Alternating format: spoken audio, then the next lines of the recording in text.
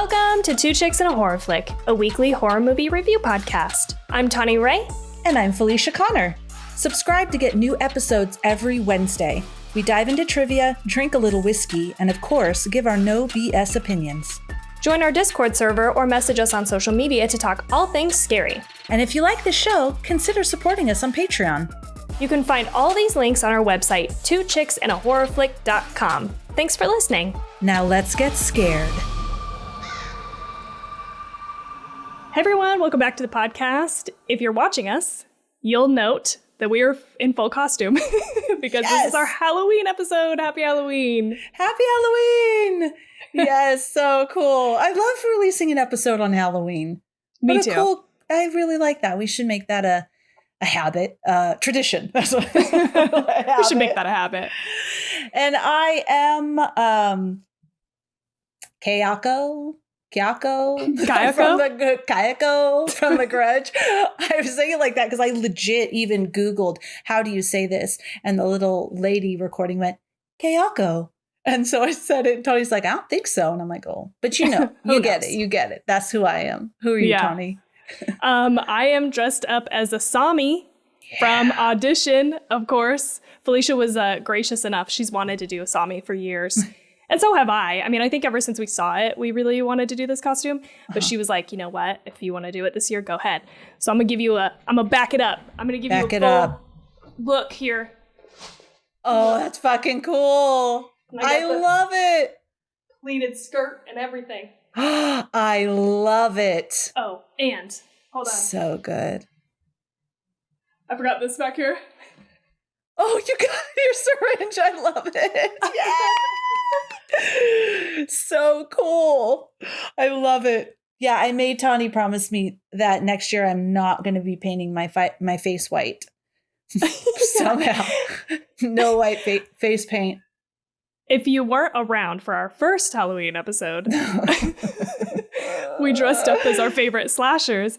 And so, of course, Felicia had to dress up as Michael Myers, which was also a full face of white paint.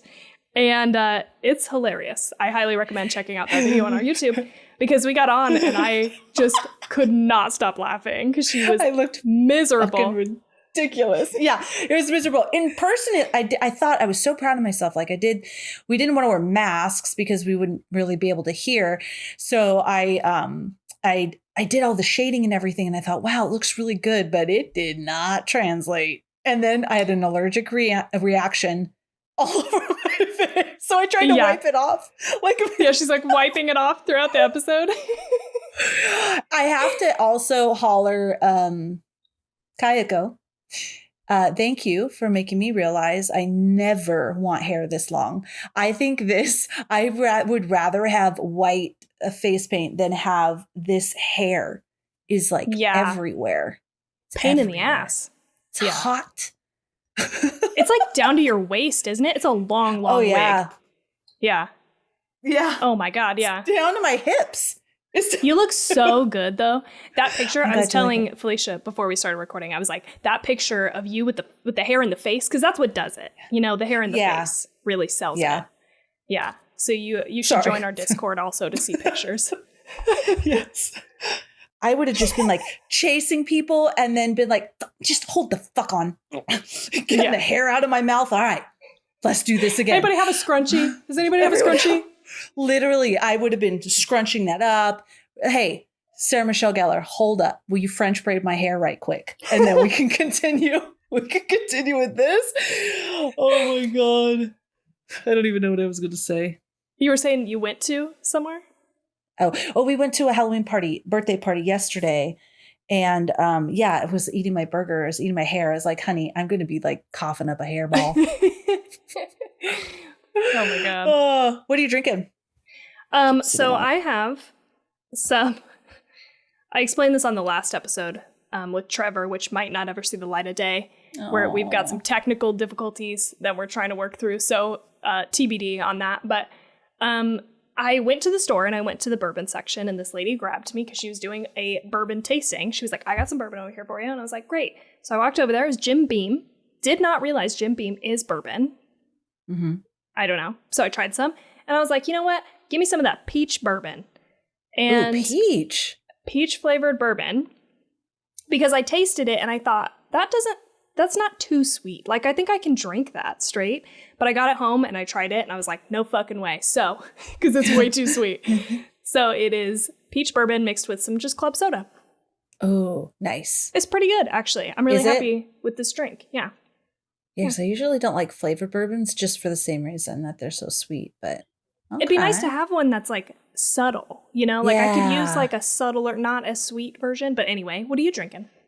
I am drinking along those lines. There's one bottle. It's a giant bottle. It's Texas, TX, and it does have that subtle vanilla in it. Okay. That's not too much, but I just thought, like, what would she like? What would Kayako like if she was just like on chill and not have to pull her hair back? And so I got Prosecco. With strawberries. Look at that. Well, I have to preface, she would be at my house because I'm sure she would have a whole bunch of different types of stuff to drink at my house if she was chilling. Gotcha. I thought she might want to be fancy. Of your options, this is what Kayako would want. Yes. Yeah. Damn, I was like, red wine, whiskey, what would I want? And I was like, no, fancy. Yeah, I like that. I do wish I had done a relevant drink, but no. Alas, here we are. No, you did, because that guy drank bourbon.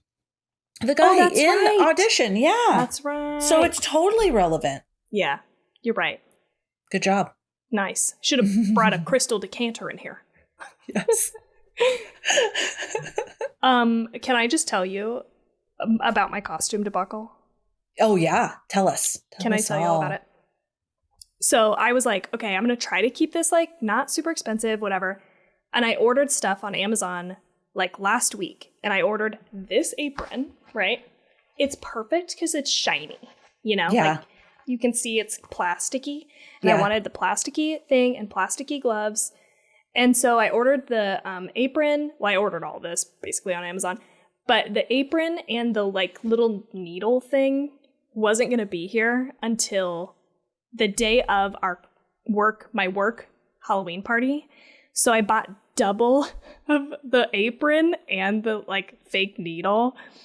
And then I have to tell you about these fucking cuffs, these bands around the arms. Okay, because it makes it. Okay. And I just love costuming. When I started this, I was like, I'm not going to go all out. I'm just going to, put this thing, it's going to be an easy costume to put together. It's going to be fine. Tawny, just fucking relax, right?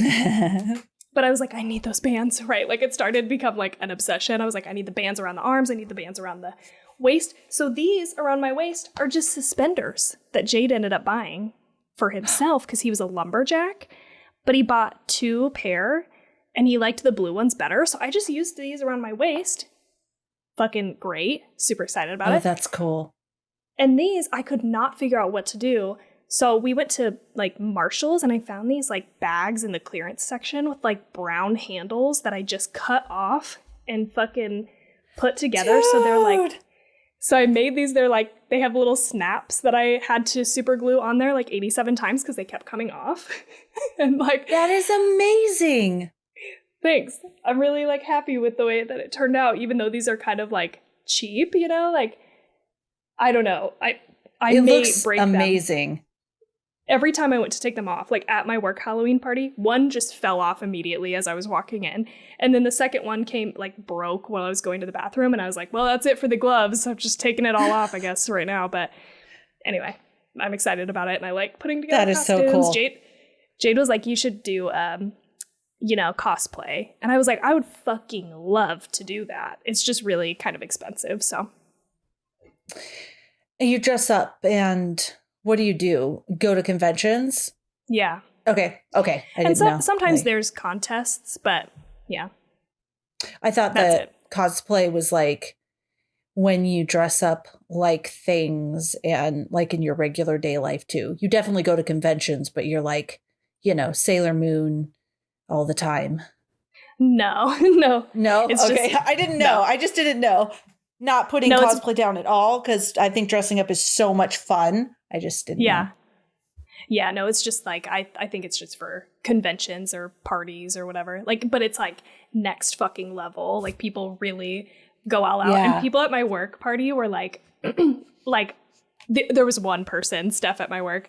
She's great. She loves horror movies. And so we talk all the time. She was the only person to know who I was. Everybody else had no clue, which is totally fine. But it was funny because I had like 3 people say, I didn't know what you were, but I knew that it was accurate. Yeah. Yeah, you know me. Yeah. That is so cool. I love it. Anyway, what have you been up to? What's new? I feel like we haven't talked in so long. It really hasn't been that long, though. Just a couple weeks. Yeah. Not the wedding went the wedding went wonderful. Oh, yeah. It was absolutely wonderful. I'm so happy. Went great. And I've just been writing. I wrote 10,000 words of my horror novel. I was so proud of myself because I did it every freaking day. Like I've been trying, you're so close to me. I've been trying so hard to like get into a writing routine, and I just did it, and I found the time, and it was wonderful. So if any of you out there are doing NaNoWriMo, which is the National Novel Writing Month, so it's every November, and the goal is to write 50,000 words in a month, which is like a short novel. Then if you're doing it, find me. It's Felicia Connor. That's my handle, and we can write together. Yeah, they have, because they have winners and all that sort of thing. And you can go online, NaNoWriMo, and like NaNoWriMo. And thank you. If you just say I don't know why that's not novel making sense. Yeah. It's like National Novel Writing Month, but only like the first 2 or 3 letters. So they have a whole online thing. It's a huge thing every single year. And so it's all free. You can create your profile and this link is buddies so that you could track your progress and cheer each other on and stuff like that. If anybody ever wants to do a writing sprint, like, hey, let's get on the Zoom and just write for an hour with our cameras off. It's motivational. So find me. I'm going to do it. Awesome, And dude. Yeah, I'm fun. I'm fun. I'm happy about it. I'm fun. I'm fun. How many words did you say again? 10,000? 50,000 is how many you wrote? 30 days. No. 10. I wrote 10 in 2 weeks. Okay. The thing is 50,000 in a month in 30 days. How much is like a novella? I used to know this. It's under 50,000. Maybe it's like 20 to 30. Ooh, shoot. Okay. All right. Yeah. I'm not sure. No, a short story, I believe, is around 20,000 words. And then there might be people going, Felicia, you're all wrong. And I did write this down somewhere in a journal, but I always focus on, because I really want to write a novel. So that's about, 50 is a short one. 70 is about basic, but it can go up to 120,000 words, but that's pretty long. Is that how long it is total? Because that's just what you wrote right now. How many words do you have total into the story? I have 10 because I started over because I had done all of this stuff, and I had met with this really cool writing coach at Dot and Dash. Her name is Erin. She was amazing and just like helps you brainstorm ideas out and like pieces that might be missing, like links. And she, just like any type of a coach, she doesn't give you any suggestions. She asks you questions to where then you start putting the pieces together. So it's pretty cool. And so I started fresh and wrote. So awesome. I have 10,000. So at the end, if I can do that, not when I do this, the end of November, I'll have 60,000, which is amazing. And then I'll probably just write, 10,000 more, but I was really excited about it. That's what I've been doing. Been around my whole day and around taking care of the family. I've been writing. And so that's been really nice.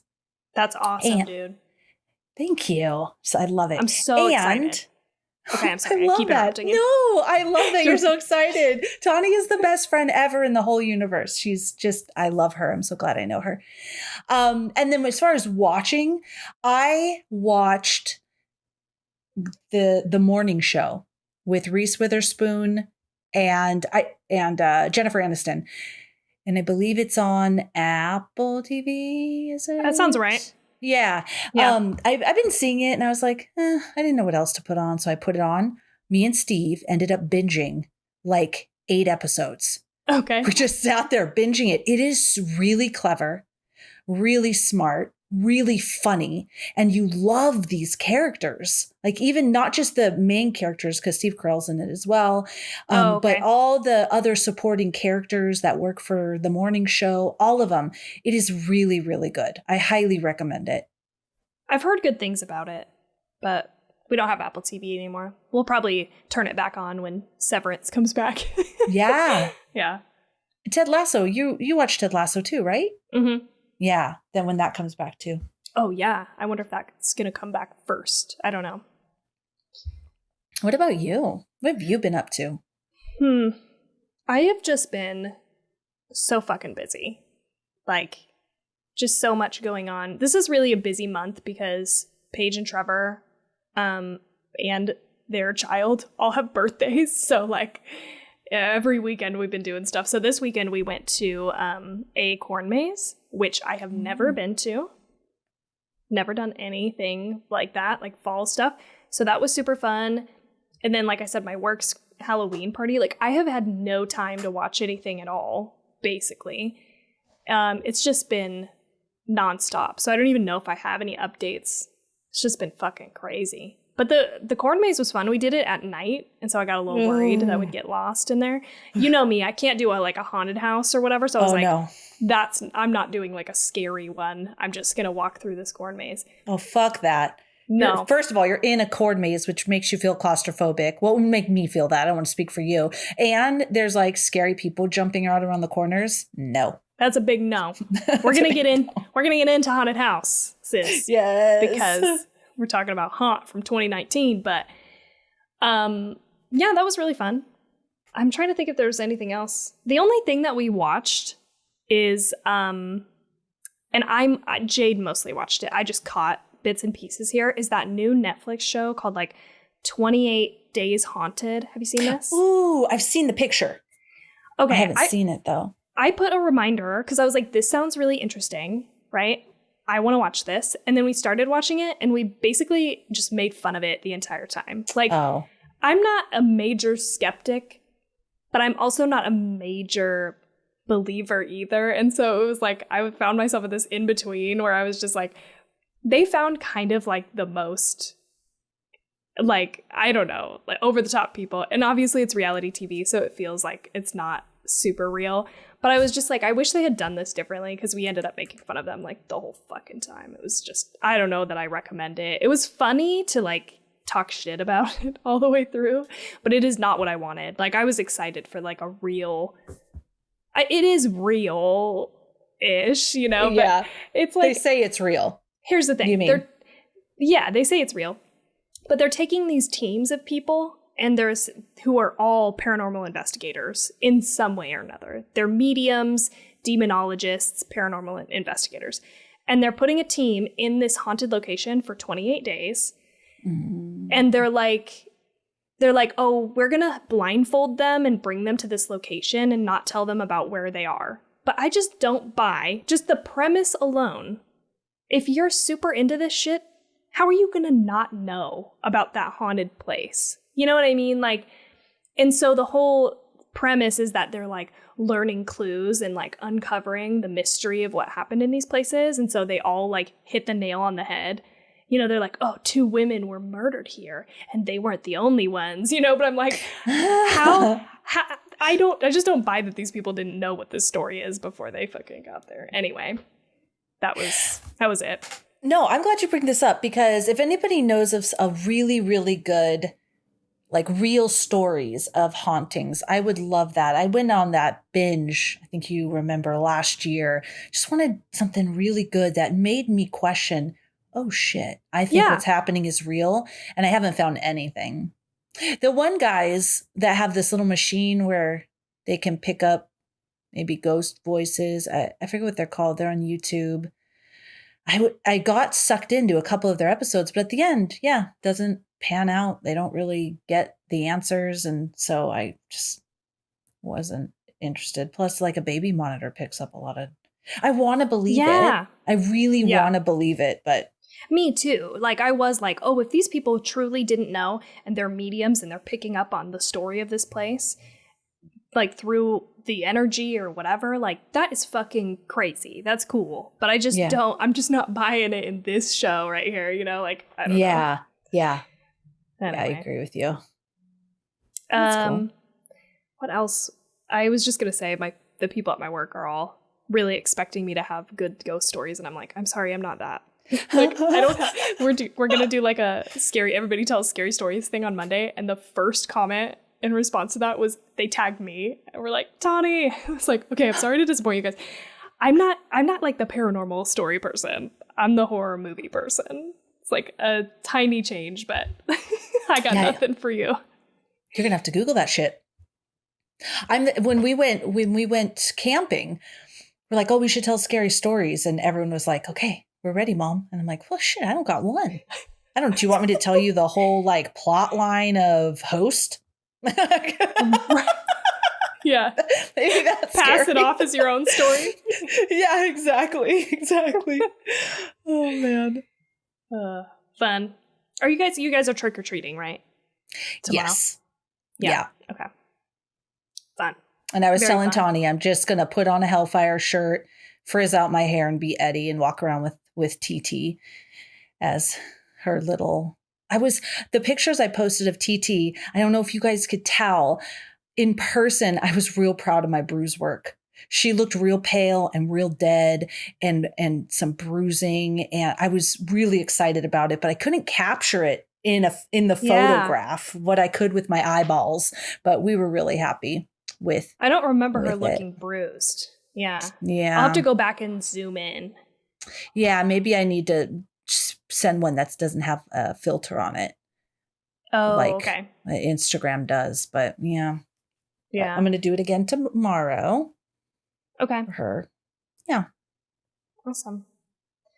All right. Fun we ready times, to get into this? Times. I'm ready. Okay. So we are talking about, today is our patron pick. We didn't mention that, but it is. Oh, yes. Thank you, patrons and listeners.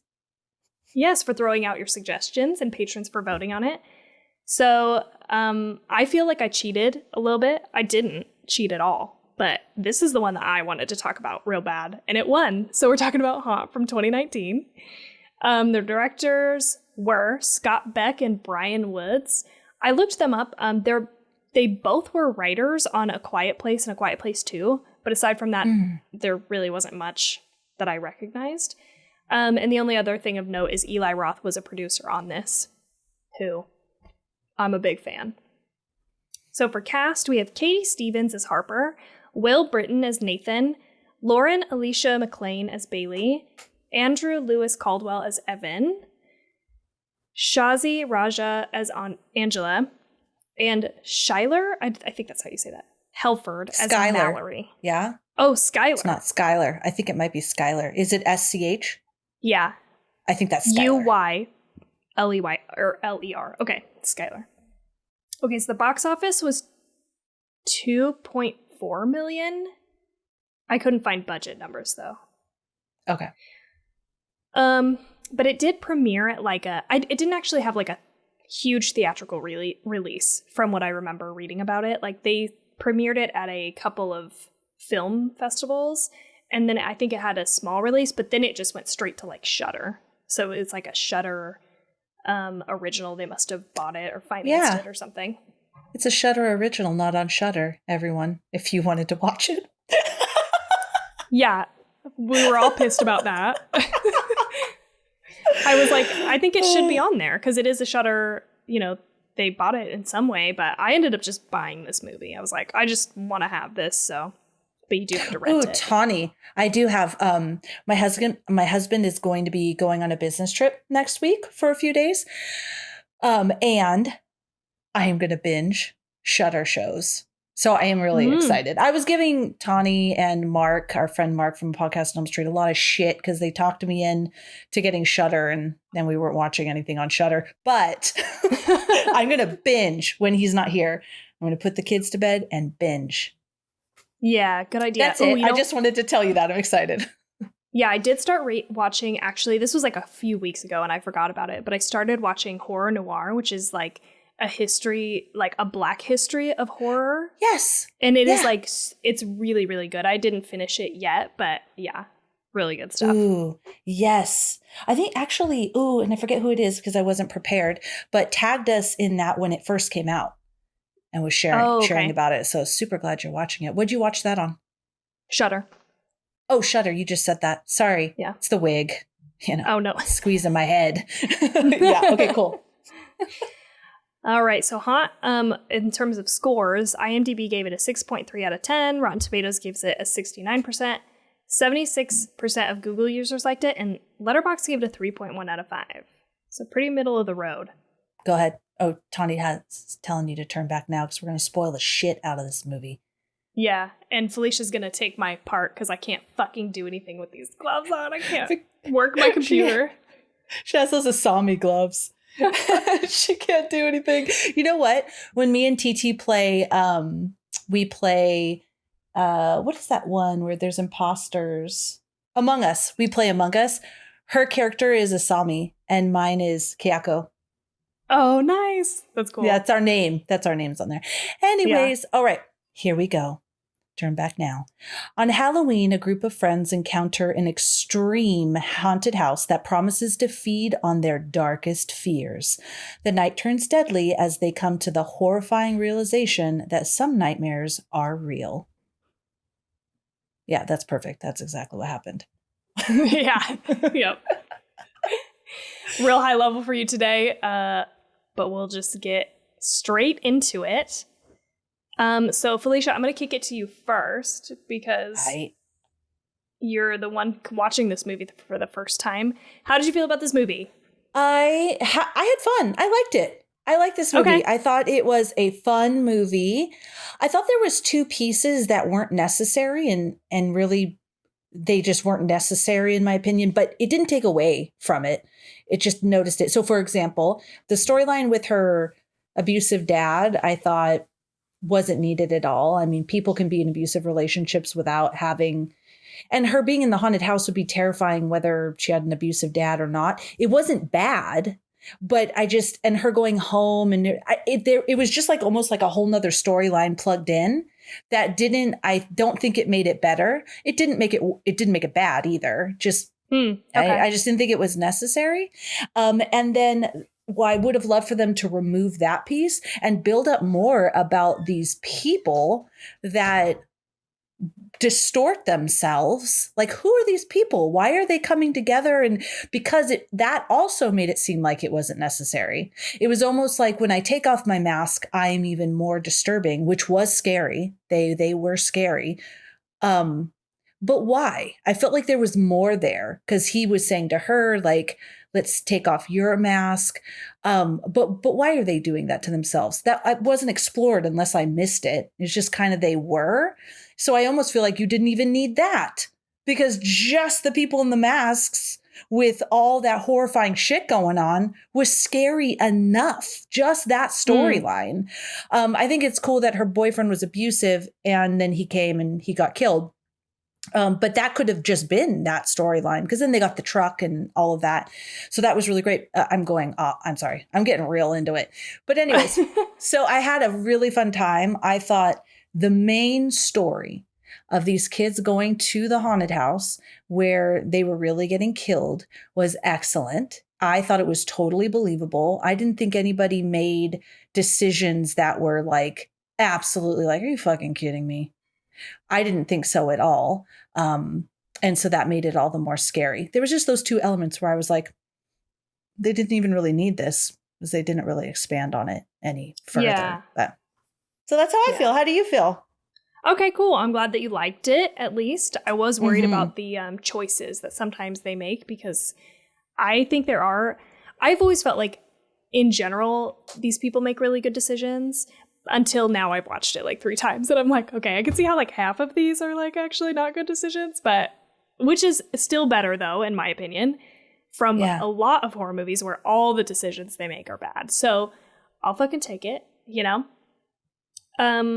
But I love this movie. I think it's like my favorite Halloween it's my new favorite Halloween watch because it's so, you know, applicable. They're going to a haunted house. They're all dressed up. It's like a Halloween party.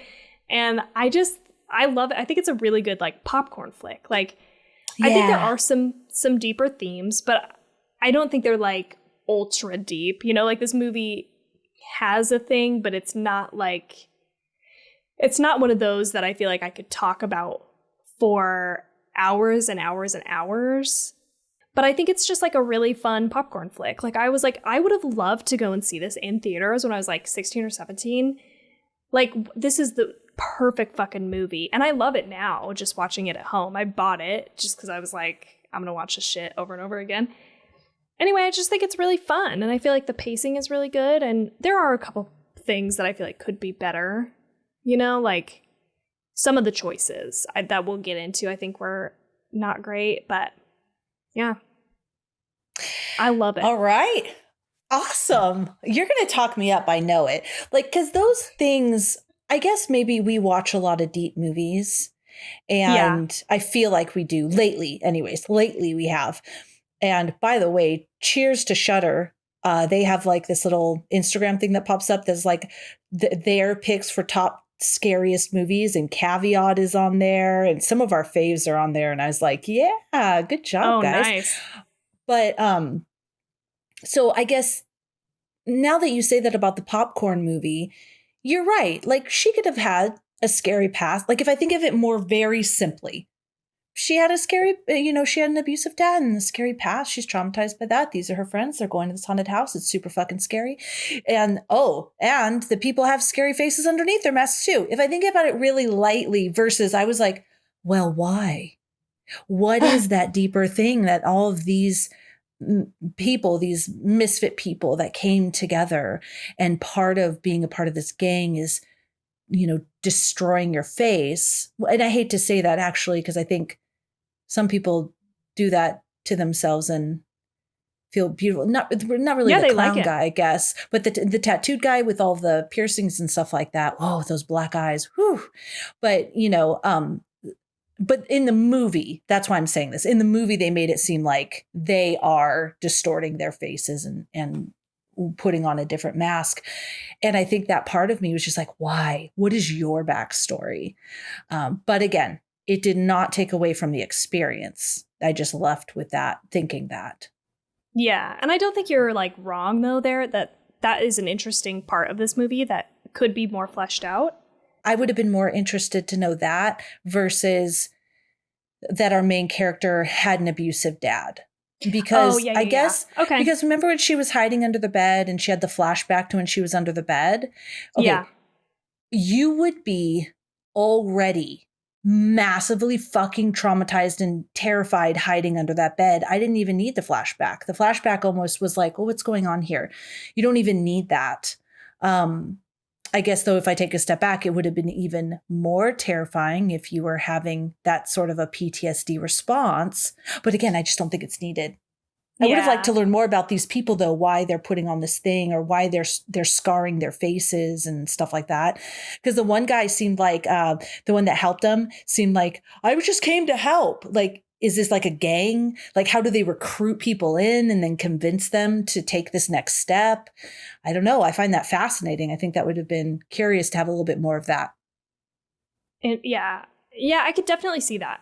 I think for me, I personally, I thought it was interesting, but I had that was enough for me to be just like, they feel like they're probably shunned from society, and so their real masks are their masks are like their regular face, and so they've had to like body mod their way into feeling like to looking the way that they feel, basically.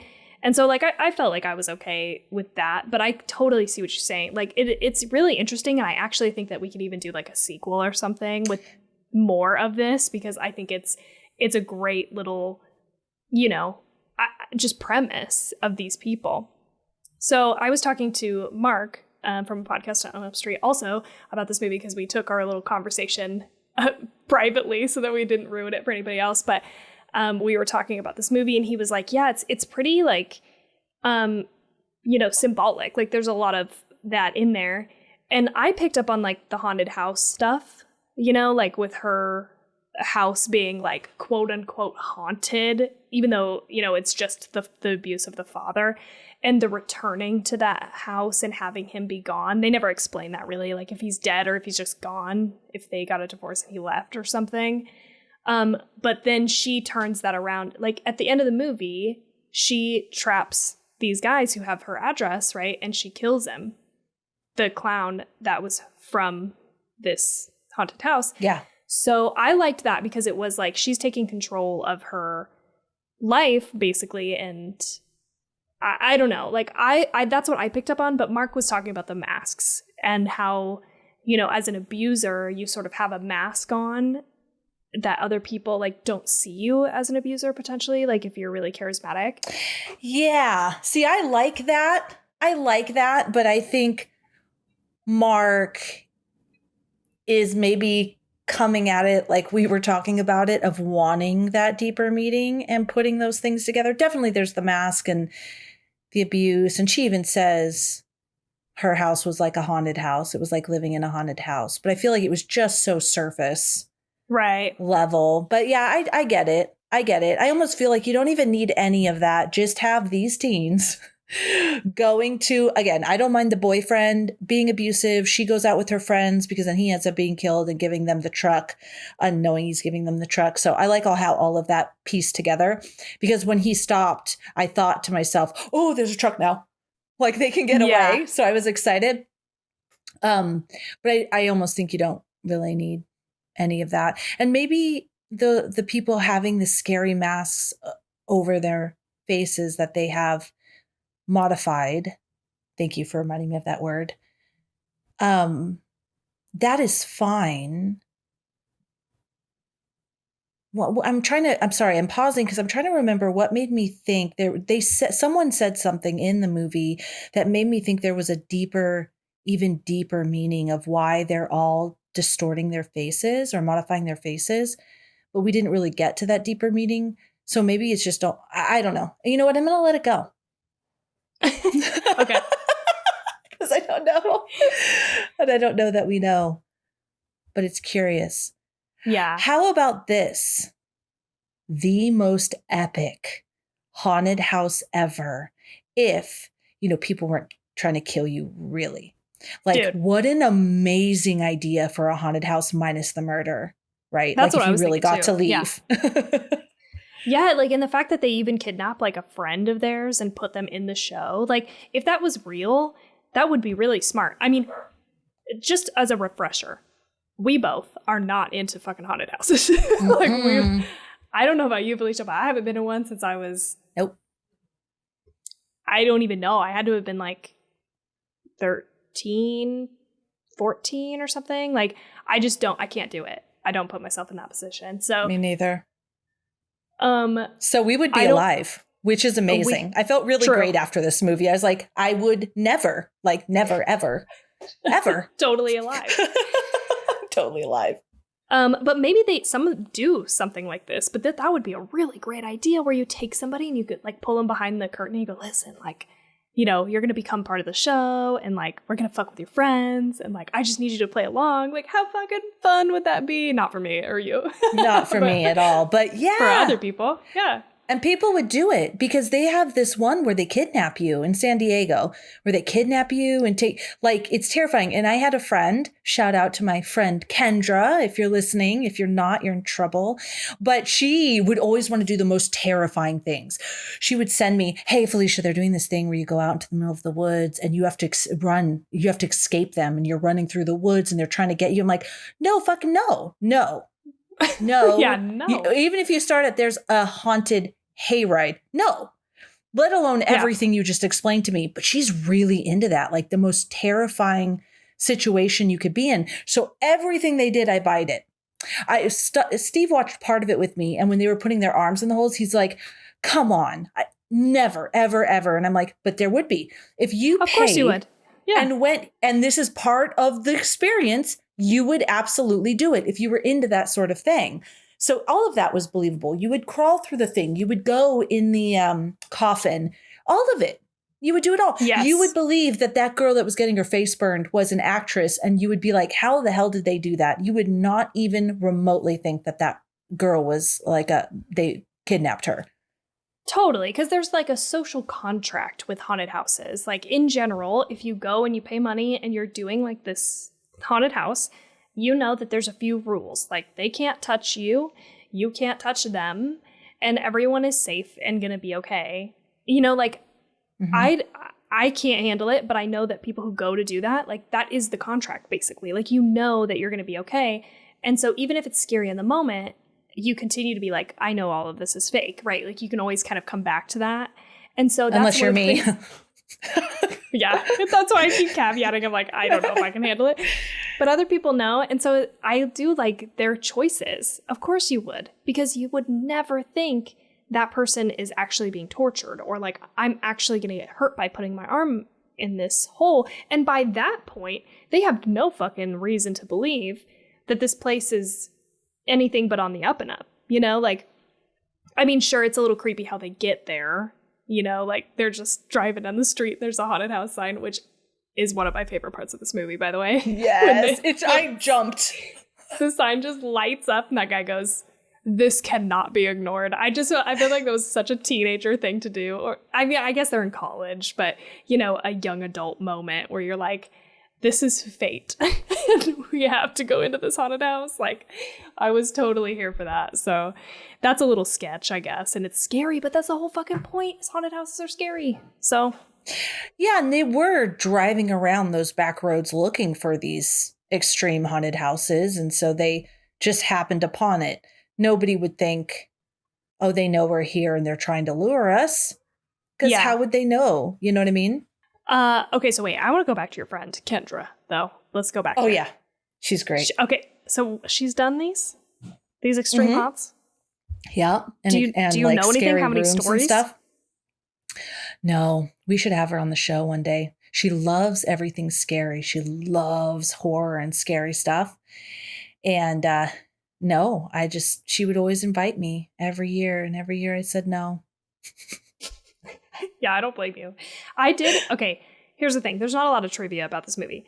So I did some research on extreme haunts because I felt like that was, I don't know, the way that my brain was taking me. So we can talk about it now or we can hold on it and talk about the movie some more. But I have some stuff about it because let's talk about it. This is kind of fascinating to me. So I had watched Haunters. Have you seen this documentary? Mm-mm. The Art of the Scare. It's on Shudder, I think. No. Okay. Oh, Shudder. All right. Shudder's making it worth my money. Maybe not actually, though. Okay. I take that back because I watched it on Tubi. So okay. I think if it was on Shudder, I would have watched it on there. But anyway, I think originally I watched it on Shudder. And it's a documentary about these haunted houses all the way up to these extreme haunts. And I didn't even know that this was a thing until I read an article, and I must be really bad at fucking research, dude, because I cannot find this article for the life of me again. But I read this article about an extreme terror experience where this like journalist got picked up by these people. Like, it's very underground. Like, you have to call someone and get a location and go meet them at this location. And this guy got like picked up by these people, bag over the head, bound. He was thrown into the back of a truck by himself, driven around for like 6 fucking hours.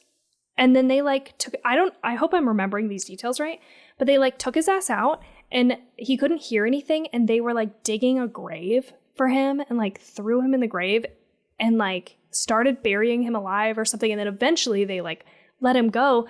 But it's like, you subject yourself to this like hours and hours long torture. I remember the person who did this was like, this was fucked up, and I actually started to be in fear for my life, and I wasn't sure that, you know, this was like a fake thing anymore, and it was just like so over the top. So anyway, I can't find any information about that, but in this documentary, they talk about haunts and these extreme haunts, and there's like a handful of them where you sign waivers that people can like touch you. And it goes from being like a haunted house to a simulated torture experience where the top end of this is called the McCamey Manor. I don't know if this guy is still doing this. I didn't get a chance to look into it, but this guy used to be in San Diego, I think. And so I don't know if this is like what. Oh, maybe this is what. Yeah. Because this is like the most extreme version that you could do, is what I've seen. And this guy, he's featured a lot in this documentary. And I also watched an episode of Dark Tourist on Netflix with this guy in it. And I watched this and I'm like, this guy is fucking crazy. Like, and he even says in one of the things, he's like, the biggest misconception about me is that I'm a psychopath who gets off on doing this to people, but that's not true. But I'm like, you watch this footage of this guy doing this to people, and I fucking disagree. I'm like, the proof is in the pudding, bro. Like, I'm watching you fucking torment these people, push them to their breaking point. People, like, I'm telling you, people get fucked up. I watched this one guy like take a shower after the experience. They drown people. Like I don't know how people haven't like died. Someone did have a heart attack in this extreme haunt at some point, but didn't die. But it's like, you're like actually torturing people. And the whole process, I guess, starts with like an hours long, like, because his waiver is like 45 pages long, and you have to sit there over hours and repeat every line out loud.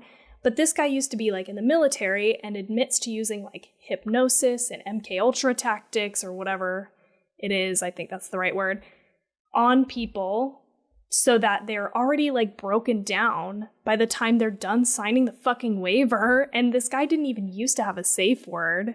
Like, he refused to do it until I'm sure that he got enough heat. So he moved to Tennessee, McCamey Manor.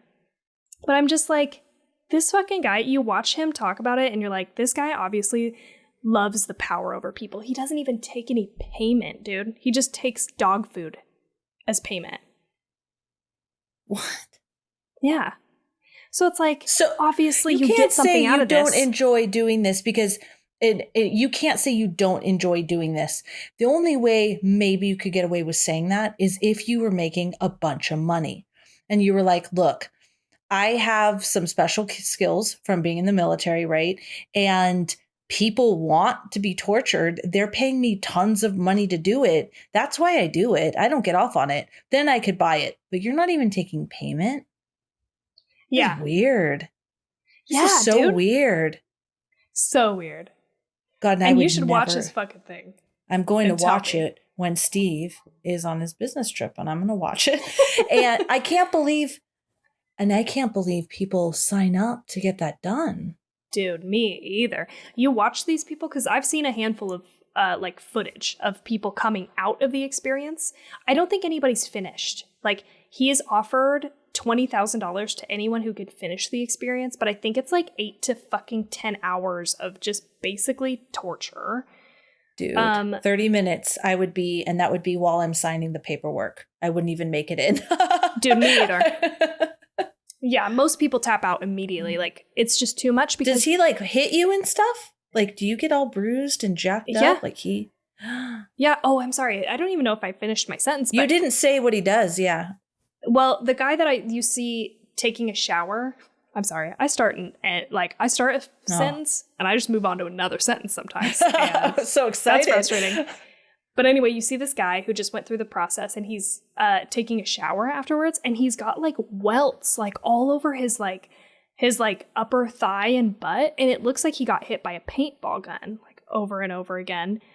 And the guy in the waiver, it does say like you're gonna get hurt, like basically you waive all of that, and you watch people like they dunk you in water to like simulate being drowned and stuff. Like, it is like actually waterboarded and stuff. Yeah, and waterboarding. What? It's crazy. Why would you do that?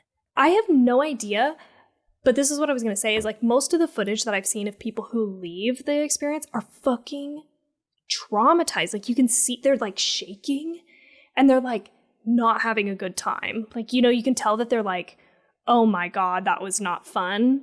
Maybe one, I've seen that guy that was like, that was awesome. I'd totally do it again. But most people are like, that was fucked up, dude. Like, that is crazy shit. I mean, like, if this is your fucking jam and you like going to do this, no judgment on you. But I think the people who are putting it on are like, there's some weird shit happening there, right? Like if you like want to torture people so bad that you don't even do it for money. I don't know. Like that's fucking crazy to me. I agree. That is so crazy. I would, like, as soon as I signed up, like every minute of every day I'd be vomiting, diarrhea, stomach cramps, like nervous, like any minute someone can be bursting in here and taking me. And like, I don't know how people can do it. Me either. But it is a thing. I would want to do, I could do an escape room. I liked that part of the movie where she was in that little escape room. I thought, oh, that's really cool. If someone's not trying to kill you, that would be really, really cool to do. That's about it. That's my, level. But if part of the escape room is someone, you have to pick a door and someone has a chainsaw, I don't want to do that. Just escaping the room. Just real basic. Yeah, I will say the closest thing that I've done to a haunted house in my adult years was a few years ago for my birthday. We went to an escape room, and it was a horror themed escape room.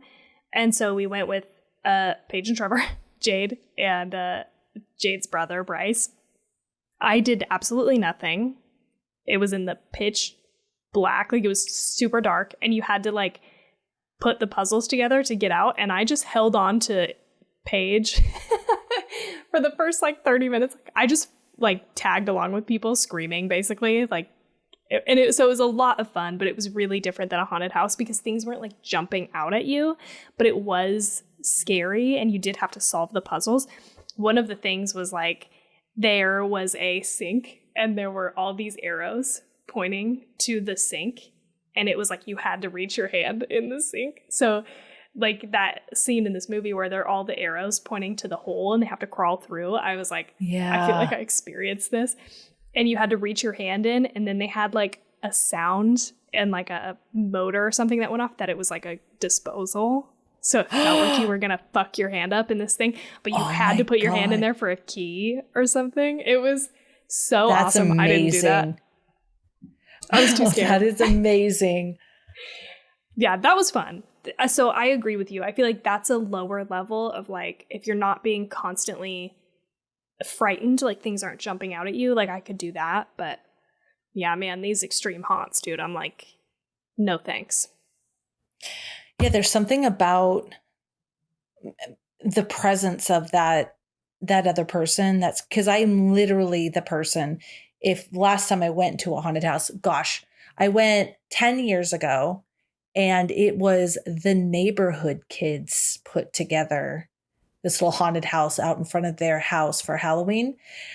I screamed so loud, just these kids there are popping out, that there was a line out in front of it. It started to disperse, like because I was screaming so loud. The kids are like, oh, "Okay, never mind, we're out of here." But it's just like when I would go to those haunts with that person like right in your face, I literally would bury my face in whoever's back that I was with, and I could feel them, and I just wouldn't look. And I'd go through the whole thing. Totally. I really liked this movie because it drawed on a lot of other things that are scary and uncomfortable, like a lot of claustrophobia. Going down the pitch black slide, crawling through those vent-like tunnels as you are going and getting lost in a maze that's only like as wide as you are. And oh God, all of that was so scary. Coffin, another one. Yeah, going into the coffin. Yeah. Spiders. Yeah. Spiders. Falling on you, sticking your hand in where you don't know like what's on the other side. Yeah. Oh, so terrifying. What was your favorite scary thing? What did you think was the most scariest thing about this movie? If you had to pick a most scariest moment of all the different situations they were in, what was the one that made you the most scared? That's tough. Like, do you mean as a viewer, or like if I were in this situation? Oh shit. Ooh, that was next level. I was going to say viewer, but tell me if you were in this situation, what would be the scariest? Okay, if I were in this situation, I think the scariest moment would be the first moment that I realized something is fucky. Like when they get back into the room after that girl has her arms sliced. Mm-hmm. And they're like, wait, don't let the door shut. But they don't know, so they let it close. And then she's like hurt. I think that would be the scariest moment for me, because that's the first moment that you're like, oh my God, something serious is happening here, you know? And that's the moment of panic.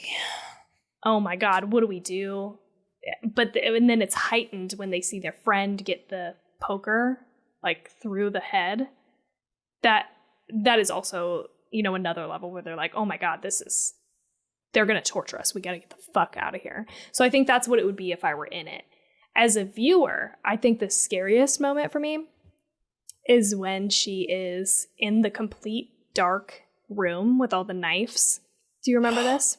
Yes. And she sees like there's an exit, and it's like a little guillotine basically made with a bunch of sharp knives. And she sees it, and she sees it's rigged to something. And so she follows the rope all the way across the room. And then she sees one of those people sawing the like rope, and they like turn around and look at her. Like, I think that's one of the scariest moments in the movie, like as a viewer. Oh, what about you? God, that's hard. And I regretted even asking this. So as a person, I agree. The moment you realize that this is real. And so when I was watching it, I was trying to figure out when would be the moment where you knew for sure it was real. You know, that you couldn't dispel it as fake. Because even your friend getting cut, because I would say that as well, but maybe it was cut. It like something cut her in the thing, and they need to. And maybe that witch girl isn't, you're like, my friend is hurt. Maybe she's not really, like, she's really in character. Like, I'm giving it the benefit of the doubt. When do you realize, like, yeah, this is it when your friend gets that poker in her face, or is that fake too? No, I was like, going to say, I Go don't ahead. think if you're looking at it through the viewpoint of Harper, I think she knows that shit has gone off the rails, but it's a roller coaster of a movie, right? Like we have some crazy shit happen, and then we run into a person who works there who seems like they're kind of on their side. And so they're like, okay, maybe. I think the moment for her where she realizes, oh yeah, this is beyond, is when she's trying to hold the door closed, but that guy comes through with the pitchfork and pitchforks her friend. Yes. Through the That's head. what I was going to say. Yeah. Mm-hmm. Yes. Thank you for saying that. That's fucking that. Because you were just with your friend screaming, and now she has a pitchfork in her head. There was no, my friend disappeared, and now she's being presented to me that maybe she's playing along. Nope, she's not. Yeah. And then she's right there, and he's going to do that to you too. And then she has to get through. Oh my God. That is terrifying. I think that's when you know for sure, like maybe throughout the whole rest of the time, you could think they're just fucking with us. It's extreme. Right.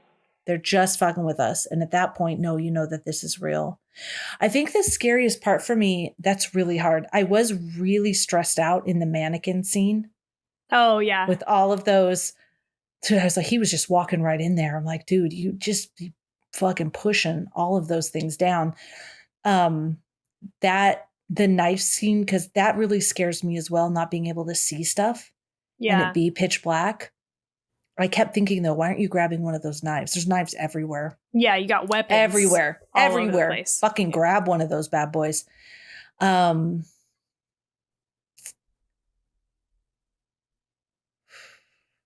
think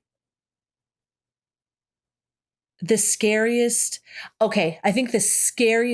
part for me, where I was the most tense, started when she was down the hallway. She escaped the room, and there was that shotgun, and she's down the hallway. There's no way out. You can hear the chainsaw coming. And then it went pitch black. And I think that leads into does that lead into No, that's before. Your thing is before, right? Then it's like pitch black and that door opens behind her. That whole thing, because she just can't, there's nowhere to get away. Yeah. And you know that they are just coming to kill you. That was really terrifying. But the cool thing is there's a lot of really terrifying moments in this. A lot of really terrifying. Even just putting your hand in that hole. Yeah. Oh, yeah. You'd be, I mean, again, you think it's a scary haunted house at that moment. So you're like, whatever. But I think the first time I watched this, that was also the moment where it wasn't the scariest, but it was the moment where I realized like, oh my God, she's totally fucking trapped. You know, because she just keeps going through the place and she keeps like playing the game, and you think that there might be something on the other side of it. You think she might get out, there might be an exit. And so that moment where she's locked into this like cardboard, there's nowhere to go. I remember also being like, oh my God, what is she going to do? You know? Yeah. But God, she was a survivor. Great final girl. I mean, she makes some good choices. I like that she's like, give me those keys. And she uses that gun, the shotgun, against that guy. And I also liked the end where she like Home Alone rigged her house and got that guy. I loved that. I didn't think, so I wasn't clear, was that her mom's house? Like, why though? She didn't live at her mom's house, right? No, it looked but like they a had different her address. Yeah, but why didn't she write the address where she lived? The campus housing. That's a good So question. she wrote her mom's house. And then, so yeah, it was just like trying to loop in that mother theme again. I feel like you would just write your address. Maybe she wrote her mom's. Then she went and her mom was there and she hugged her, but then there was a clown. So that wasn't real. So we don't really know if the stepdad left or not. Like, what's going on? I just didn't think it was necessary. She could have just used her home, which we're used to, because the pumpkin got smashed against her home. But that whole thing, I love that about the revenge at the end. I thought that was very cool. Me too. I fucking forgot. I forgot about that part until I made Jade watch this, and I was like, oh yeah, this is so good. Like, I was like, this movie is even better than I remember because of that, because I love some revenge in there.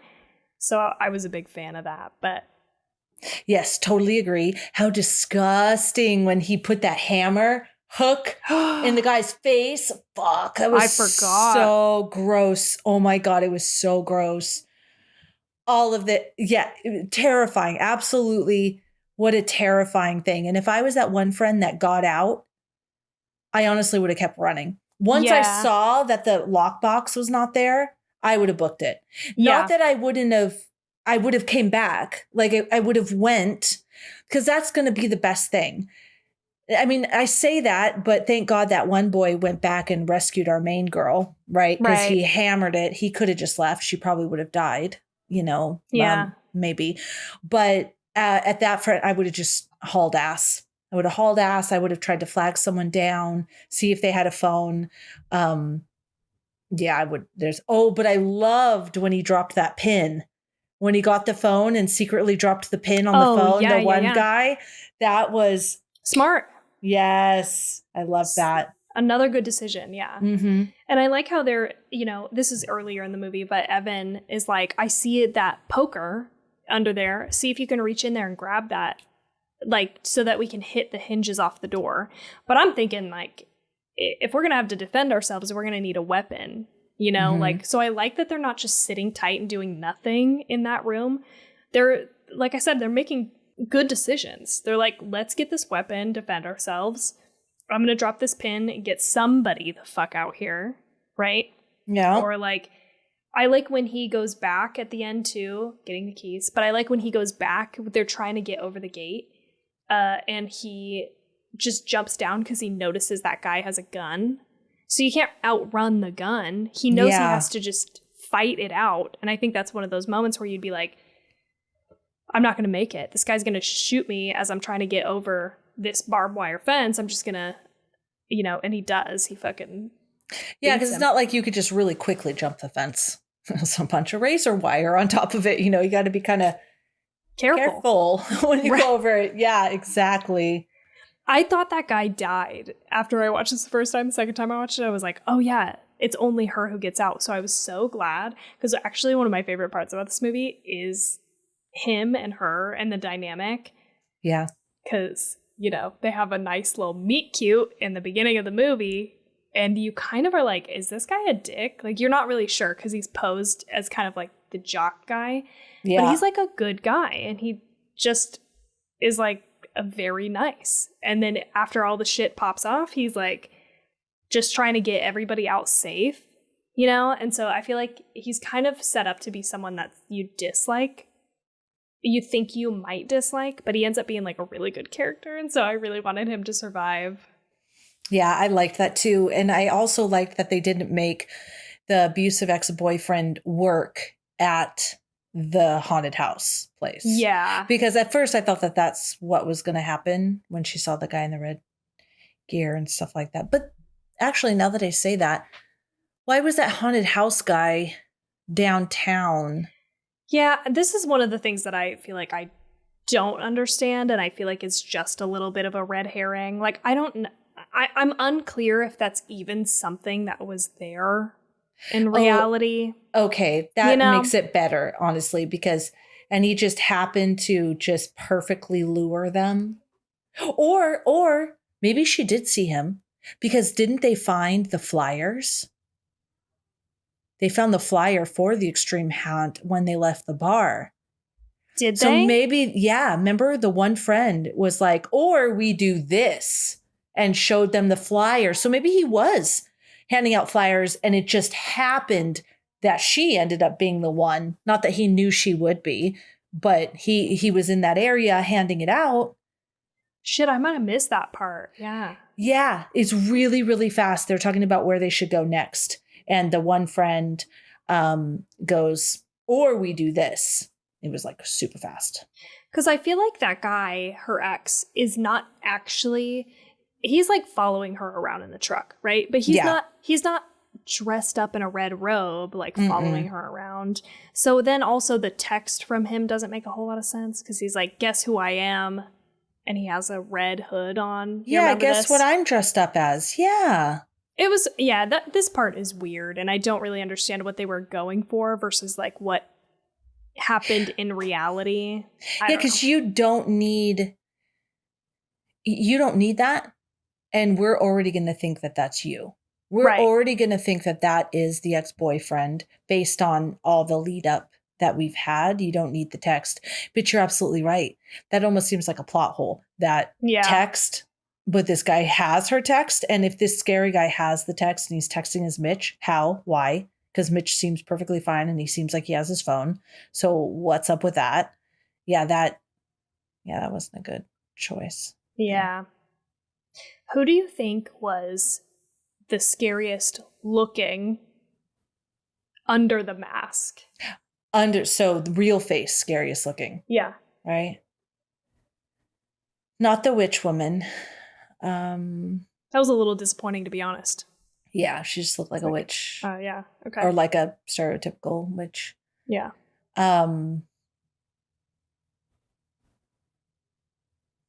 Okay. I'm sorry. I had to think of all of them. 100% the guy who was pretending to be their friend.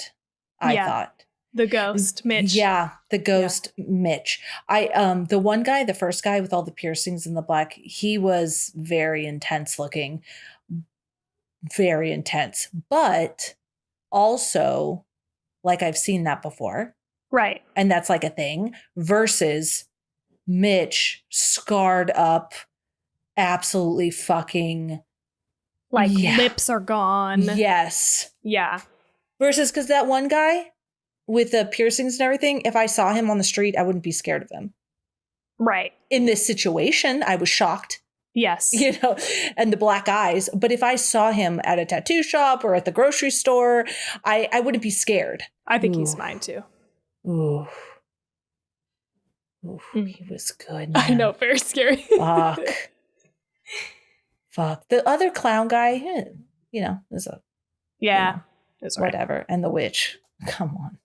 Yeah, that was really disappointing, because I was like, what's under that mask? And I know that the other people are representative of what is under the mask too. You know, like the ghost guy looks like a ghost underneath. But I don't know. It was, at that point, I feel like it was expected. And I feel like they could have taken that to the next level, but whatever. That's like you see her for like half a second. I like what you're saying here, though. What's under the mask? I just like this deeper level meaning, and I need to let it go. I'm not going to get it from this movie, but I think maybe a sequel was almost like a prequel, how these people came together to do what they're doing with the haunted house. And maybe, we could have, and if you're listening and you hear like people talking in the background, I have my mom and dad and grandma coming to visit. So TT's real excited. You might hear her out there. But Eli Roth, or my favorite, Robert Eggers. I think that's going to be like more artsy next level. But I would love to see a prequel about these people, how they did this haunt.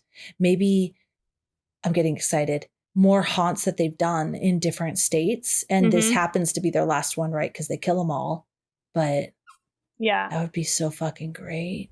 Like how they get away, they do the thing where they burn. Or how about, how they almost narrowly got caught. Maybe they almost got caught because they didn't have like the pieces in place to destroy everything. And so that's how they are, Oh yeah, next how level. they've gotten so good at just it. how they gotten so good at it. Yeah. You've said that in very simple terms. I'm just like thinking of all this stuff. I want someone to make this. No, I think that's I think that would be a really good story to tell. And that's one of the moments I love about this movie. You mentioned it very briefly about when they're walking through the halls and they're like, that's weird. This is oil. Why would they use oil? And then you realized at the end of the movie, it's so that they can burn everything down and destroy all the evidence. Like, that is such a good little, like, nugget in the beginning of the movie, Yes. Oh, and I have a question. Why did he put the phones in the microwave versus just smashing them with a hammer? Is it because I figured there's something very specific? Maybe it wipes out everything. Nothing is retrievable. No signal. Like, what? Why do you think he did that versus just smashing it? That's what I assumed, is like, you might be able to, hit something, but you may not be able to completely destroy it to the point where it can't be tracked or have data recovered from it. But microwaving it would wipe that. I don't know that's to be true, you know what I mean? But that's what I took from the movie.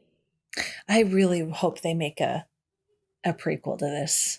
It would be cool. I mean, the thing is, like, I don't know if it did really well, but I do have a note that it was ranked the #1 most watched movie premiere of 2019 on Shudder.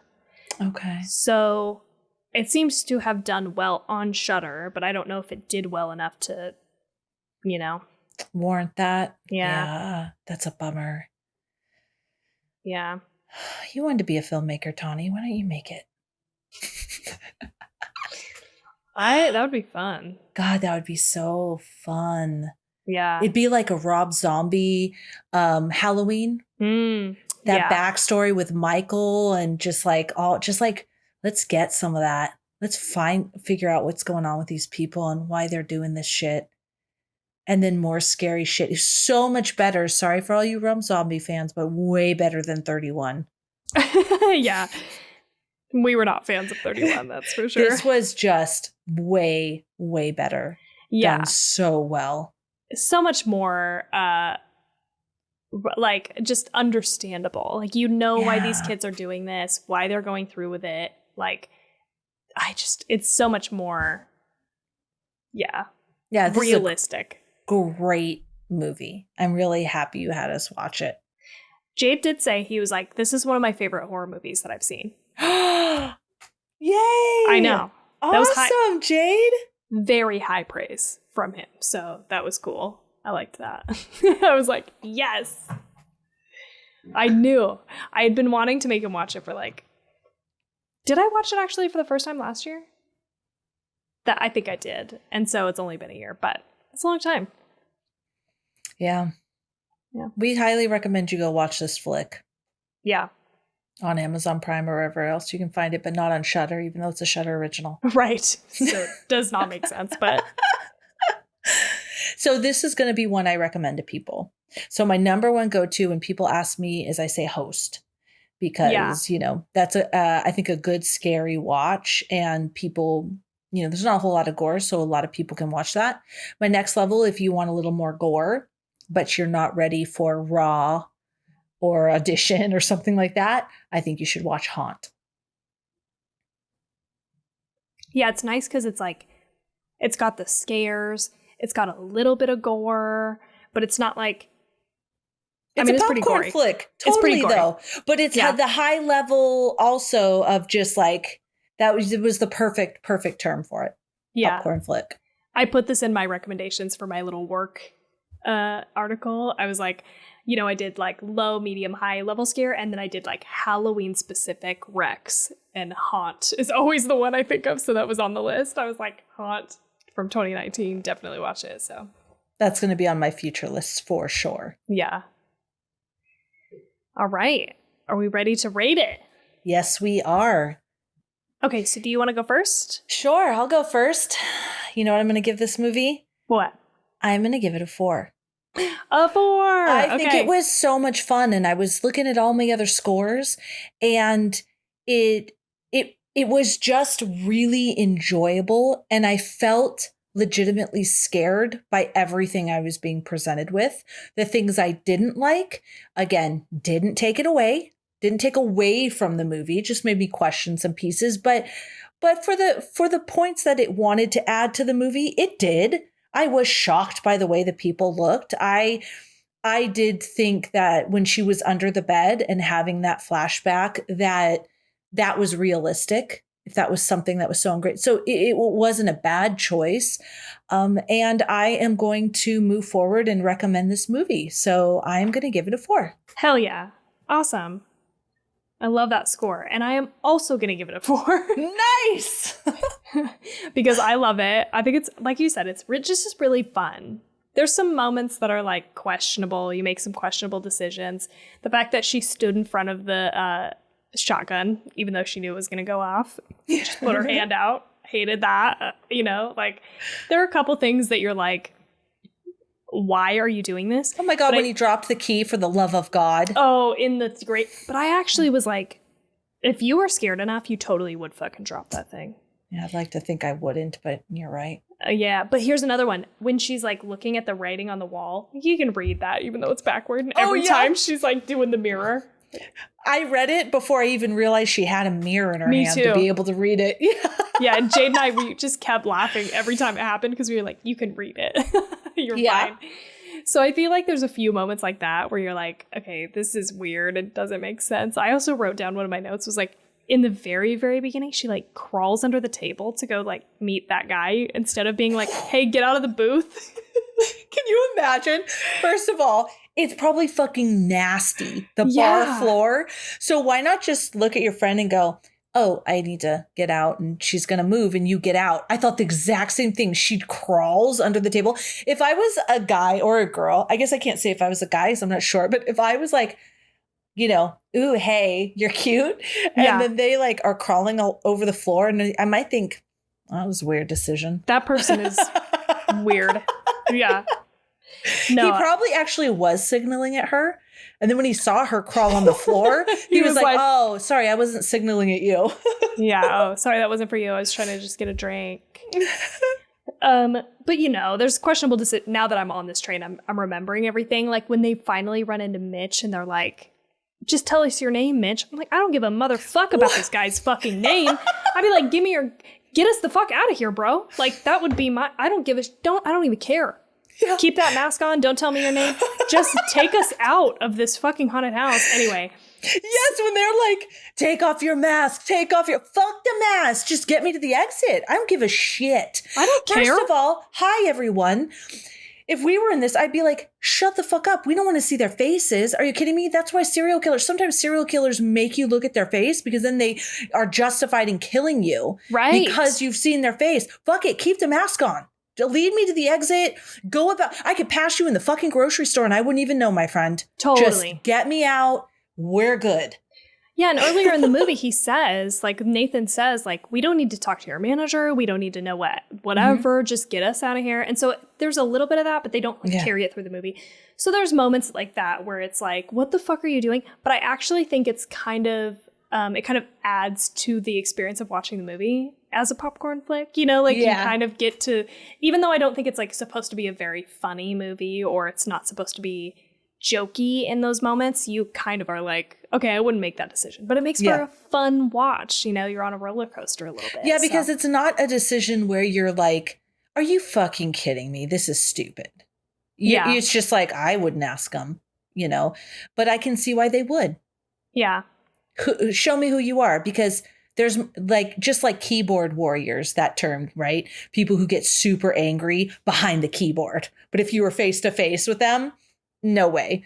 Same thing. Maybe these people with the masks on are like, they have more power or they feel like they can terrorize more because you don't know who they are. And so unmasking them takes away their power. Yeah. Now you're just standing human to human in front of them. Yeah. Which would have been even scarier. But being a true crime buff. Yeah, exactly. I wouldn't want to see their face because I wouldn't want them to be like, well, we got to kill you now. Right. Like, no. I don't know what you look like. I have no idea who you are, Mitch. Just let me go. That's fine if that's not even your real name. Yeah.